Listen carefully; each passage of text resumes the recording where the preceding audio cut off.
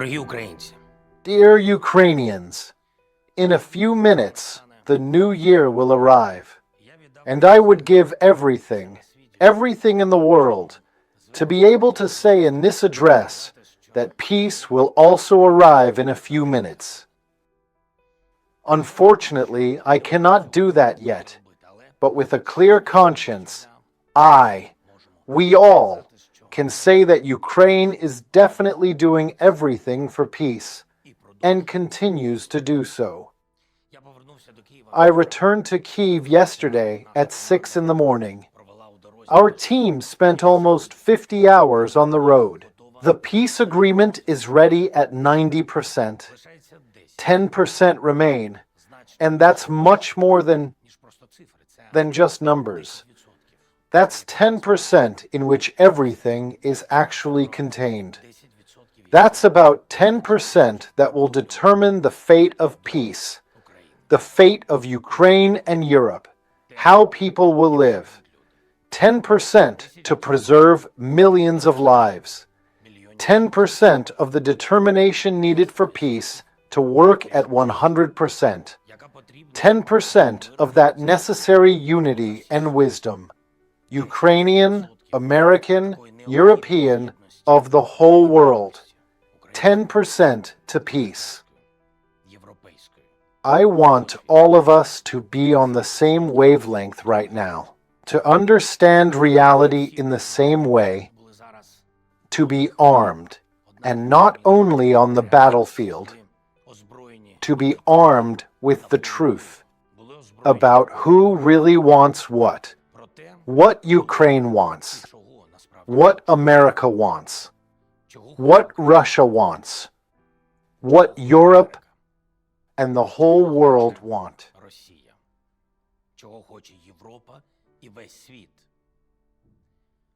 Let's start with the most important. What does Ukraine want? Peace? Yes. At any cost? No. We want the end of the war, but not the end of Ukraine. Are we tired? Very much. Does that mean we're ready to surrender? Whoever thinks that is greatly mistaken. And obviously, over all these years, they still haven't understood who Ukrainians are. A people who have held on for 1,407 days of full-scale war. Just comprehend these numbers. That's more than the Nazi occupation of many of our cities during World War II. 1,407 days of unconquered Ukraine, which is practically in shelters every night, in battle every day, often without light, often without sleep, and many days on positions, many. But always without panic, without chaos, without discord, in unity to achieve peace. Do we want the war to end? Undoubtedly. Why hasn't this happened yet? The answer is next door to our state. Can Russia end the war? Yes. Does it want to? No. Can the world force it to do so? Yes. And only that way will it work. Why doesn't the world do this fully? Let's figure it out. In order, honestly, as it is. Our people know this best. Russia does not end its wars on its own. There has never been a war in history that they ended of their own free will. Only pressure from others, only coercion from others, which they themselves call a gesture of goodwill. That's how it has been in all the years when Russia fought with someone. That is, in all the years of its existence. This can be confirmed by everyone who Moscow has gone to war against at different times. Poland, Turkey, Finland, Syria, Georgia, Abkhazia, Ossetia, Chechnya.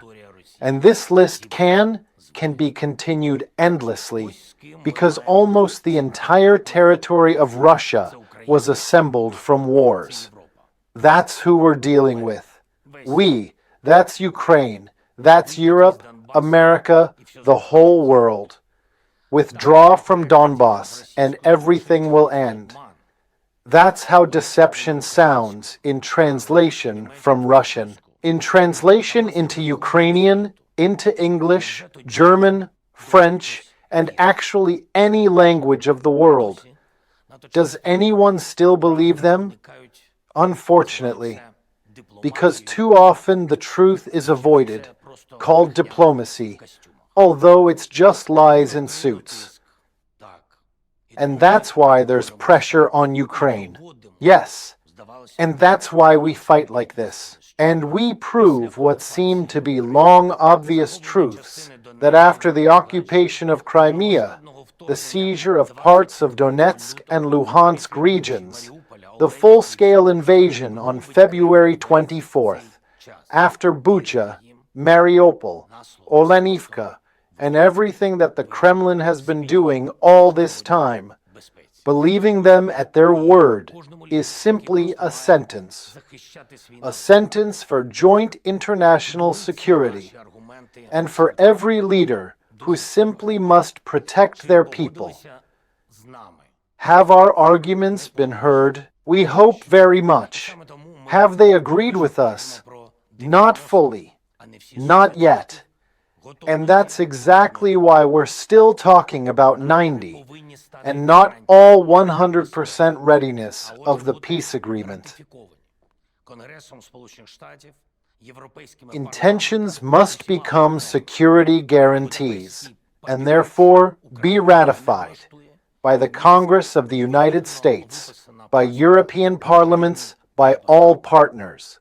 A Budapest piece of paper won't suit Ukraine. A Minsk jewel-like trap is not needed by Ukraine. Signatures under weak agreements only fuel the war. My signature will stand under a strong agreement. And that's exactly what every meeting, every call, every decision is about right now. To ensure a strong peace for everyone. Not for a day, a week, or 2 months. Peace for years. And only then is it truly a success. Of Ukraine, America, Europe, actually of every nation that wants to live, not to fight. I said this to President Trump. I said it during the first meeting, when everything could have ended in a storm for all of us, and during the recent meeting, which gives hope to all of us. That peace is close. It is possible like never before. And we are capable of ensuring this together. And I'll say honestly, it was not easy at all to achieve such a change in the temperature of relations between Ukraine and the United States. From the first Oval Office and all the sharp corners in it, to the conversation in Mar-a-Lago, which confirmed the fact, nothing will work without Ukraine. Ukraine has defended its right to a voice, and everyone sees that Ukraine respects itself, and therefore they respect us, respect Ukraine. And the most obvious proof of this is the 7 meetings I had this year with the President of America. And no matter where in the world we met, Washington, New York, The Hague, the Vatican, the President of the USA always mentions our people, talks about how bravely Ukrainians fight. And for the whole world, such a mention of Ukrainians has become mandatory. And it's happiness, such happiness to hear this. It's pride to be the president of such a people and of such a state, which has withstood and reaches any enemy military object and refinery, returns the war to Russia, teaches NATO military what modern drones are, which gives an asymmetric slap to Russia and forces Putin to lie that he took Kupiansk 3 times and shot down drones near his residence with his own hands. Ukraine, which has mature farsightedness, has its own long-range capability, and therefore has arguments, has wisdom, dignity, and is ready for compromise, but not for shame. And I thank every leader who supports Ukraine in this, who understands the most important thing. Today there are only 2 options, and only 2. Either the world stops Russia's war, or Russia drags the world into its war. It's a shock that after so many wars, after 4 years of such a war, the war in Ukraine, in Europe, unfortunately, this has to be explained to many. We explain, we repeat, and even leaders are changing, but the questions are the same. Is America capable of stopping the aggressor very quickly and decisively? Unequivocally. Would we like that? Very much. And when is that possible? Always. And when do we need it? We needed it yesterday. And in 26, it's possible. Sanctions exist. We are grateful. Sanctions bite Russia, but only a death grip will work. Russian oil is already cheaper, but their tankers must stop completely to stop the war.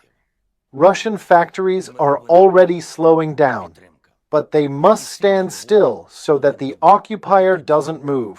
And tomahawks in Ukrainian hands would actually prove only one thing. Peace has no alternative, and peace must be, and support, and a strong agreement must be, and then everything will work. Does Europe understand this? Yes. Does all of Europe understand this? No. And I don't want such understanding to come to everyone in Europe one day at 4 in the morning, as it was in Ukraine. I don't want such understanding to be brought to all Europeans by equipment with the letter Z on their streets. And when Putin says, "We're not planning to attack you," that's the first bell of where exactly his tanks will go and his drones will fly. And we have every right today to say Ukraine is actually the only shield that currently separates comfortable European life from the Russian world. And for most leaders, the question doesn't arise, why support Ukraine? Because if, God forbid, Ukraine falls, there will be next questions. Why support Poland? And who will fight for the Baltic states? And what to do without Ukraine in NATO? Ukraine needs Europe, and Europe, Ukraine. We feel this like never before. And when after meetings in the States, now we call our partners and Europeans don't sleep, and everyone is very worried and always in touch, and we consult with Emmanuel, the President of France, on how to act further. And when on the way to Kyiv, we talk with the Chancellor of Germany, and Friedrich says, air defense will be, and we talk with Keir Starmer that we need to meet right after the new year, no need to make any pauses, so that there is a coalition of the willing to push through all the documents and not lose America and push Russia. And how absolutely right Giorgia Meloni is when she says, look, the agreement documents must be correct. Peace must be such that Ukrainians accept it. This peace must be approved by Ukrainians, because if everything is unfair and peace is fragile and Moscow attacks again, she says, I don't want then disappointed people in Ukraine to burn portraits of European and American leaders in the squares. These words, that peace must be worthy, are supported by all who really do a lot for Ukraine. The Netherlands and Sweden, Norway, and Poland, and the Prime Minister of Denmark, Mette, who always says, "We are doing not enough for Ukraine.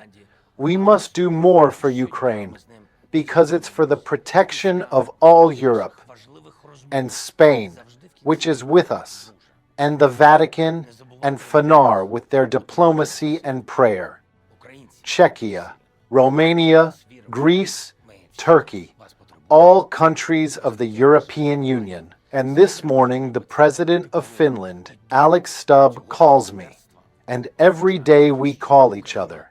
And after our important conversations, he always says at the end, "Friend, don't forget to train, because you have to be strong.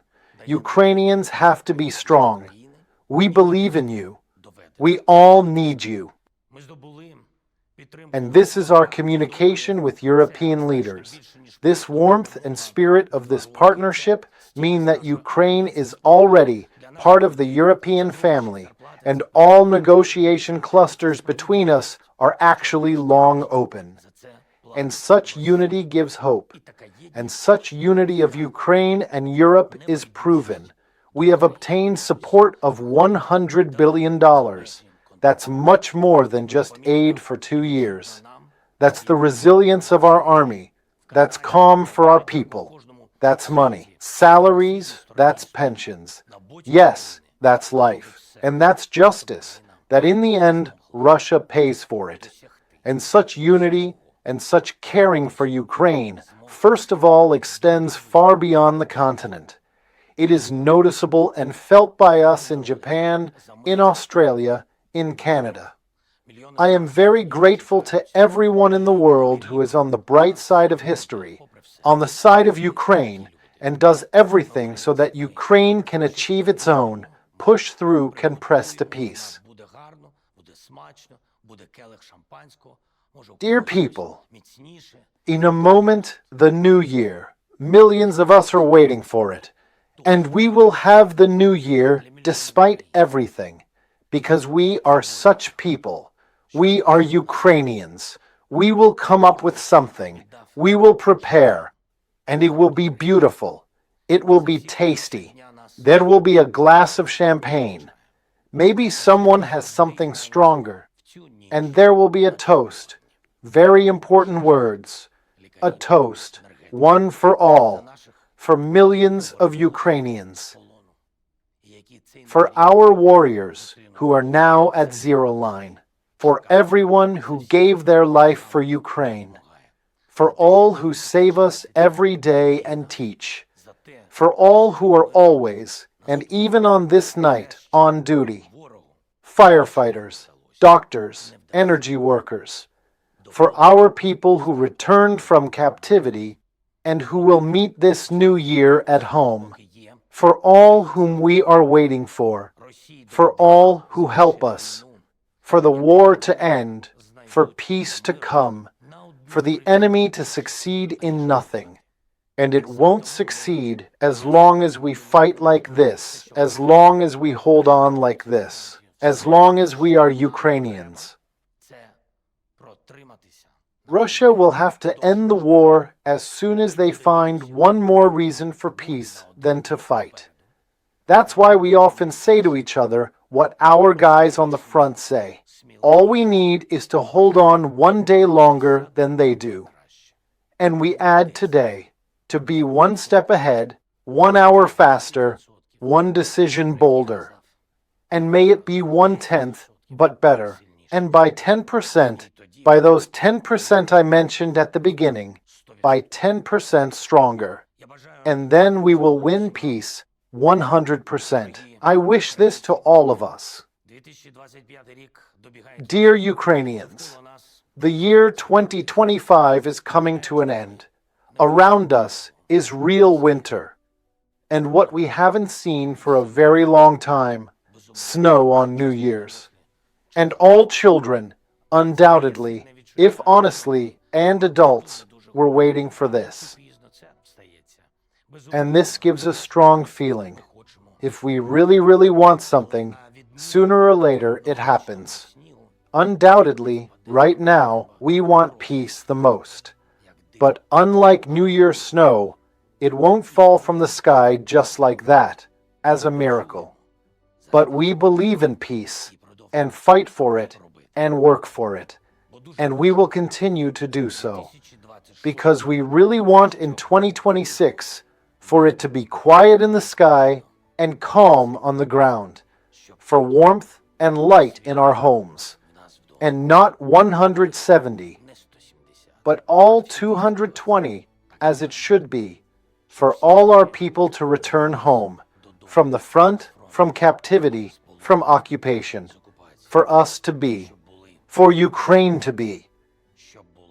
Happy New Year, dear people. Glory to Ukraine. Дорогі народи, слава Україні!